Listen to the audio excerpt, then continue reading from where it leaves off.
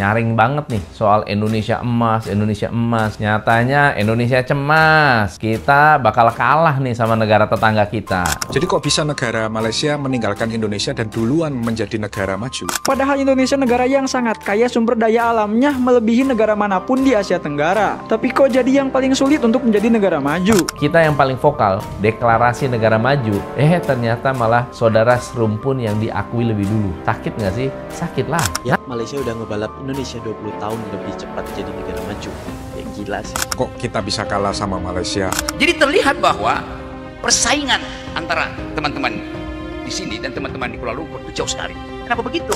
Menjadikan Malaysia antara hanya beberapa negara di dunia yang ekonominya berkembang dengan baik, terutamanya dalam ketidaktentuan ekonomi global.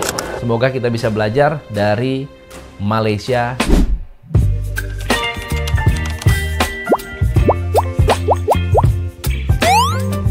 Halo, teman-teman. Selamat datang di channel Ria Oktorina, tempat kita belajar dan berbagi inspirasi untuk masa depan yang lebih baik. Pada kesempatan kali ini, kita akan membahas topik yang cukup menarik sekaligus penting, yaitu tentang perkembangan Malaysia yang diproyeksikan akan menjadi negara maju pada tahun 2025. Sebuah pencapaian yang tentunya membanggakan bagi negara tetangga kita, namun juga memberi kita pelajaran berharga tentang bagaimana sebuah visi jangka panjang dapat membawa sebuah bangsa ke tingkat yang lebih tinggi. Ingat, pembahasan ini bukan untuk saling membandingkan, melainkan untuk belajar dan mengambil hal-hal positif yang dapat kita terapkan di negara kita tercinta, Indonesia. Kita bakal disalib Malaysia sebagai negara maju. Walaupun ya, nyaring banget nih soal Indonesia emas, Indonesia emas. Nyatanya Indonesia cemas. Kita bakal kalah nih sama negara tetangga kita. Sampai detik ini, saya tahu teman-teman di sini penuh rasa keraguan. Mungkin juga ada yang nggak terima. Tapi ya itu normal. Logika aja, kita yang paling vokal, deklarasi negara maju. Ternyata malah saudara serumpun yang diakui lebih dulu. Sakit nggak sih? Sakit lah. Namun di sisi lain, kita harus berbesar hati dan mengakui bahwa perjalanan menuju status itu bukanlah kisah yang instan. Saat mereka sejauh ini, kita masih mengandalkan produk mentah dan setengah jadi untuk diekspor. Masih bertanya, kenapa kita kalah? Nggak bisa dipungkiri, ini adalah pendorong utama Malaysia jadi negara maju lebih cepat dari kita. Tapi pertanyaan sederhana muncul di kepala saya nih. Apakah sebagai negara penghasil nikel terbesar di dunia, kita punya masalah dengan Malaysia? Kita dan Malaysia memang serumpun. Pada beberapa hal bisa jadi saling bantu. Tapi harus diingat ya, bisnis tetap bisnis.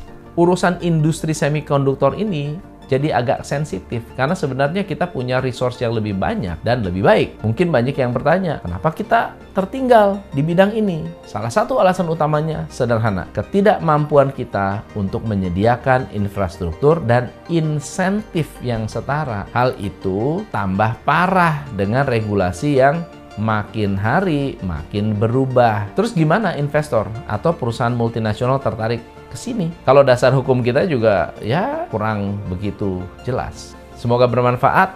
Semoga kita bisa belajar dari Malaysia. Kemarin netizen Indo baru digemparkan ada berita dari negara tetangga kita bahwa Malaysia siap jadi negara maju di tahun depan.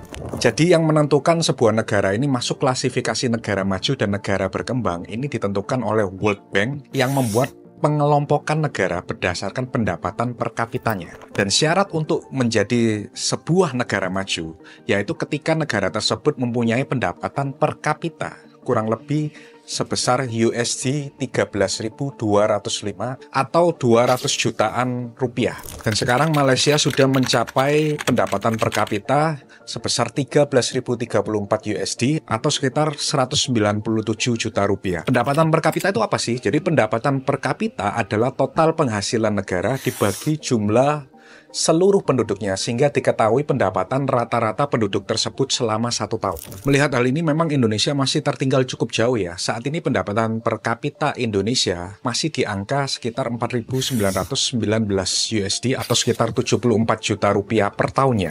Itu artinya negara kita masih masuk kategori negara upper middle income berdasarkan data dari World Bank. Selain pendapatan per kapita, syarat menjadi klasifikasi negara maju adalah harus memiliki standar hidup yang lebih tinggi tinggi. Pertumbuhan ekonomi di negara maju juga lebih merata dibandingkan dengan negara berkembang. Jadi kok bisa negara Malaysia meninggalkan Indonesia dan duluan menjadi negara maju? Jadi sebenarnya pada tahun 2019 yang lalu, Perdana Menteri Malaysia Ismail Sabri Yaakob mencanangkan Malaysia menjadi negara maju di tahun 2025. Maka dari itu beberapa tahun terakhir memang Malaysia ini memanfaatkan revolusi industri keempat sebagai landasan pertumbuhan ekonominya. Contohnya, mereka mempercepat adopsi teknologi digital di berbagai sektor, mulai dari perdagangan, kesehatan, hingga pendidikan. Bahkan mereka juga memanfaatkan teknologi seperti kecerdasan buatan AI, Big Data, dan Internet of Things or IoT. Bahkan pertumbuhan ekonomi Malaysia ini sangat cepat dan tertinggi pada tahun 2022, di mana pertumbuhan ekonomi mereka mencapai angka 8,7%. Bayangkan dengan Indonesia yang hanya 5%. Sebenarnya Indonesia juga sudah merancang strategi untuk menjadi negara maju dengan visi Indonesia Emas 2045. Namun memang untuk keluar dari jebakan middle income trap itu tidak mudah. Banyak sekali masalah-masalah yang harus diselesaikan seperti PHK, pengangguran, dan infrastruktur yang belum merata. Ada beberapa sumber juga yang menyatakan bahwa Indonesia diprediksi bisa keluar dari jebakan middle income trap tahun 2038 apabila ekonominya bisa tumbuh di atas 7% per tahun. Jadi gimana nih guys menurut kalian? Kok kita bisa kalah sama Malaysia? Ya, ini bukan sekedar gimmick menargetkan Malaysia jadi negara maju di 2025 yang termuat dalam kajian jangka menengah rancangan Malaysia ke-12 2021 sampai 2025. Nah, apa sih standar negara bisa dikatakan negara maju? Ya, ini mengacu pada kriteria World Bank di mana threshold atau ambang batas PNB per kapita minimum untuk negara maju itu di angka 13.845 US dollar. Nah, saat ini prediksi PNB per kapita Malaysia di akhir 2024 itu sekitar 13.430 US dollar dan targetnya akan tembus 14.250 US dollar di 2025.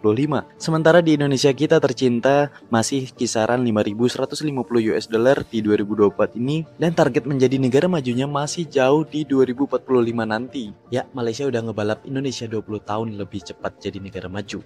Ya gila sih. Hebat guys, ternyata Malaysia 20 tahun lebih maju daripada Indonesia. Guys, ternyata Malaysia di tahun 2025 menargetkan akan menjadi negara maju. Meskipun terdengar buru-buru, Malaysia sudah memiliki banyak indikator untuk menjadi negara maju, seperti tingkat pengangguran dan kemiskinan yang rendah, sistem pendidikan yang cukup bagus, dan fasilitas kesehatan yang merata. Malaysia tinggal mengejar pendapatan per kapita penduduknya supaya bisa melampaui ambang yang ditetapkan oleh Bank Dunia, yaitu sekitar 13.000 dolar. Indonesia sendiri sebenarnya sudah memiliki rencana untuk menjadi negara maju, yaitu dengan adanya gagasan 2045 Indonesia Emas yang dicanangkan oleh Presiden. Ya, targetnya 2045, masih ada 20 tahun lagi. Menurut kalian kenapa ya? Padahal Indonesia negara yang sangat kaya sumber daya alamnya melebihi negara manapun di Asia Tenggara. Tapi kok jadi yang paling sulit untuk menjadi negara maju? 5 alasan kenapa masyarakat Indonesia susah maju. Yang pertama, berpendidikan rendah. Mayoritas penduduk kita yaitu sebesar 65% berpendidikan kurang dari SMP sederajat, kata Hasto Wardoyo, Kepala BKKBN. Kedua, suka telat. Sosiolog dan peneliti independen Bayu Yulianto mengatakan ngaret sudah menjadi tradisi yang sulit untuk ditinggalkan oleh orang Indonesia dan ini adalah kebiasaan yang buruk. Ketiga, malas. Sebuah penelitian yang dilakukan di Stanford University pada tahun 2017 mendapati bahwa Indonesia menjadi negara paling malas karena penduduknya hanya berjalan 3.500 langkah setiap harinya. Dan juga laporan di tahun 2021 dari lembaga riset data.ai mengungkapkan bahwa Indonesia menjadi negara di dunia yang masyarakatnya paling lama menghabiskan waktu di smartphone, yaitu 5,4 jam dalam sehari. Keempat, mudah tertipu. Ini berkaitan dengan kurangnya edukasi. Masyarakat Indonesia sampai saat ini masih mudah termakan hoaks dan bahkan tertipu dengan hal-hal di luar nalar, seperti ketik amin untuk masuk surga, pencet like kalau mau kaya, dan sebagainya. Kelima, tidak sopan. Wah, Cok, kau tanya dulu lebih maju mana? Orang Indonesia atau Malaysia? Mau tahu kau? Oke, kasih tahu kau. Bentar, ambil kopi dulu. Halo Pak. Pak, Assalamualaikum Pak. Menurut Bapak lebih maju Indonesia atau Malaysia Pak? Menurut Bapak aja. Aku Malaysia lah. Malaysia? Kenapa pilih Malaysia Pak? Karena rakyatnya agak makmur sedikit dibanding Indonesia. Oh. Jadi Indonesia nggak makmur ya? Kurang. Siap Pak, itu aja Pak. Makasih ya Pak. Alasan kenapa Malaysia menjadi negara maju, kata Ujang Arif. Rakyatnya suka jalan-jalan ke luar negeri, tiketnya murah. Harga BBM di Malaysia lebih murah. Kualitas pendidikannya lebih bagus. Persaingannya ketat, kerja keras dalam belajar. Multicultural. Bahasa Inggrisnya aktif. aktif, individualis, kesannya judes dan gak ramah. Banyak didatangi orang asing, airportnya tuh sibuk banget. Harga tiket murah kemana-mana, pemerataan ekonomi. Paspornya kuat, boleh masuk ke ratusan negara. Hukumnya lebih bagus, jadi investasi asing tuh banyak masuk. Indonesia itu bagus, tapi kalau kalian ke Malaysia, itu kerasa banget ketertinggalannya. Bahkan Jepang, New Zealand, Korea, China, alamnya lebih spektakuler. Realita aja dulu. Saya baca berita 2 hari lalu. Pendapatan per kapita orang penduduk Malaysia sekarang 13.000 US dollar. Artinya dia mendekati negara maju yang standarnya di atas 15.000. 13.000. Indonesia hari ini 4.500 pendapatan per kapitanya. Jadi terlihat bahwa persaingan antara teman-teman di sini dan teman-teman di Kuala Lumpur itu jauh sekali. Kenapa begitu? Karena intervensi kebijakan tidak dilakukan oleh pemerintah. Hari ini, setiap malam, ada 19,5 juta manusia Indonesia tidur dengan perut kosong. Siapa mereka? Kebanyakan pasti ada perempuan, emak-emak. Yang berbohong, kalau ditanya udah makan bu, udah. Padahal dia nahan lapar, karena dia ingin tunggu suaminya makan duluan. Anak-anaknya makan duluan tuh. Ekonomi Malaysia yang mampu menjadikan Malaysia antara beberapa negara di dunia yang menunjukkan pertumbuhan pantas, terutama ketika ketidaktentuan ekonomi global. Menteri Pelaburan, Perdagangan dan Industri Tengku Datuk Seri Zafrul Tengku Abdul Aziz berkata, ia terbukti melalui mata wang ringgit yang mengukuh 12% berbanding dolar Amerika Syarikat setakat ini. Dan KDNK pun kita tahu dan sebagainya, tetapi kerangka ekonomi madani yang mantap dan hala tuju dasar-dasar yang jelas menjadikan Malaysia antara hanya beberapa negara di dunia yang ekonominya berkembang dengan baik, terutamanya dalam ketidaktentuan ekonomi global. Alhamdulillah, mata wang ringgit juga telah mengukuh 12% berbanding dolar Amerika Syarikat dalam suku ketiga tahun ini. Beliau berkata demikian ketika merasmikan Hari Terbuka Kementerian Pelaburan, Perdagangan dan Industri MITI dan pelancaran laporan kelestarian MITI 2023 di Kuala Lumpur pada Selasa. Tengku Zafrul berkata Hari Terbuka MITI terus menekankan kepentingan untuk memajukan perusahaan mikro, kecil dan sederhana PMKS ke peringkat global. Menyedari keterbatasan pasaran domestik, beliau menyeru pihak PMKS untuk memanfaatkan perjanjian perdagangan bebas FTA agar produk mereka menembusi pasaran antarabangsa. Saya terfikir begini, mungkin persoalan pekerja Indonesia di Malaysia itu akan terselesaikan jika Malaysia mengubah polisi industrinya. Malaysia sudah membangun industri lebih daripada 30 tahun dan mempekerjakan banyak pekerja-pekerja Indonesia untuk industri manufaktur. Setelah lewat 30 tahun membangun industri, apakah pemerintah Malaysia terpikir untuk sekarang merelokasi industri yang memerlukan banyak pekerja ke Indonesia dan Malaysia mulai melangkah untuk masuk ke industri teknologi tinggi atau high-tech industri. Dengan begitu sebenarnya orang Indonesia tidak perlu kerja ke Malaysia. Kerja di Indonesia tapi perusahaannya punya Malaysia. Yang kedua, mengenai masalah kebun. Kebun yang dimiliki oleh perusahaan-perusahaan Malaysia di Indonesia jauh lebih besar daripada kebun yang dimiliki perusahaan Malaysia yang ada di Malaysia. Persoalannya masalah gaji. Gaji pekerja Indonesia yang bekerja di kebun-kebun milik Malaysia di Malaysia lebih besar daripada gaji pekerja Indonesia yang bekerja di kebun-kebun milik Malaysia yang ada di Indonesia. Bisakah pemerintah Malaysia dan pemerintah Indonesia merundingkan masalah gaji pekerja perkebunan ini supaya adil bagi kedua belah pihak? Terima kasih, Datuk Seri. Ini Yusri ini dia lawyer ni lagi. Baik. Dan soal itu memang second phase ya. Sekarang ni kita berbila tahu tentang middle income trap, tentang industri yang teknologi rendah. Ini saya fikir menjadi di antara prioritas Menteri MITI yang ada di sini untuk mengangkat dan merubah. Tapi yang saya bicarakan soal pekerja ini masalah sekarang, mesti diselesaikan sekarang. Soal pemindahan itu akan tentunya mengambil masa. Dan untuk sekarang ini cara terbaik adalah untuk digitalize, masuk dan beberapa dasar yang proaktif untuk mengelak daripada tindakan-tindakan dianggap melanggar hukum. Yang keduanya tentang kebun atau di sini kita di Malaysia kita ladang. Di sini itu harus berunding dengan teliti, sebab di antara sebab mereka berpindah ke sini ataupun industri berpindah ke Vietnam dan kemudian ke China sebab kadar upah yang rendah relatif kepada CPI di negara masing-masing. Kalau kita umpamanya naik mendadak, dia akan tentunya tidak akan menarik pelaburan ke negara asing. Jadi sebab itu hal ini boleh kita bicarakan, tapi saya tidak fikir ada penyelesaian yang segera, melainkan kita runding secara lebih panjang. Saya masalah pekerja ini saya lebih rasa terdesak untuk menyelesaikan masalah yang di Malaysia yang dianggap bermasalah dengan bukan saja dengan Indonesia, tapi soal keadilan dan keadilan sosial. Tapi soal upah di masing-masing negara tidak boleh disamakan. Upah pekerja di Amerika, upah kerja di Malaysia, ada negara China, itu tentunya relatif to the cost of living in a particular country. Tetapi Malaysia, saya setuju, mesti berubah daripada dependency on the low skill workers. Kerana future kita tidak terjamin tanpa kita ada anjakan dari segi industrial policy. Terima kasih banyak atas kesaksian baik. Saat ini, kita seringkali mendengar istilah Indonesia Emas yang menjadi harapan besar untuk masa depan bangsa kita. Namun, di tengah euforia itu, ada sebuah realitas yang perlu kita renungkan. Tetangga dekat kita, Malaysia, sedang melangkah dengan pasti menuju status sebagai negara maju. Proses ini bukanlah sesuatu yang terjadi secara instan, melainkan hasil dari perencanaan matang yang telah mereka rancang selama lebih dari 5 dekade. Salah satu kunci keberhasilan Malaysia adalah adanya Malaysia Plan atau Rancangan Malaysia, RMK. Sebuah cetak biru pembangunan nasional jangka menengah yang pertama kali diluncurkan pada tahun 1956.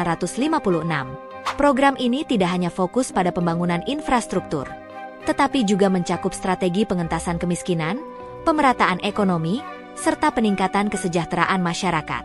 Saat ini, Malaysia tengah menjalankan RMK ke-13 yang fokus pada aspek fundamental pembangunan, menjadikan mereka negara ketiga paling sejahtera di Asia Tenggara berdasarkan Indeks Pembangunan Manusia, HDI, dengan skor lebih dari 0,8. Selain itu, Malaysia telah menargetkan pendapatan nasional bruto, PNB, per kapita sebesar $13.430 Amerika pada tahun ini, mendekati ambang batas $13.845 Amerika yang ditetapkan Bank Dunia untuk status negara maju. Jika target ini tercapai, Malaysia diproyeksikan akan resmi menjadi negara maju tahun depan. Kesuksesan ini juga didukung oleh langkah transformasi ekonomi yang dimulai sejak awal dekade 70-an melalui kebijakan New Economic Policy atau NEP.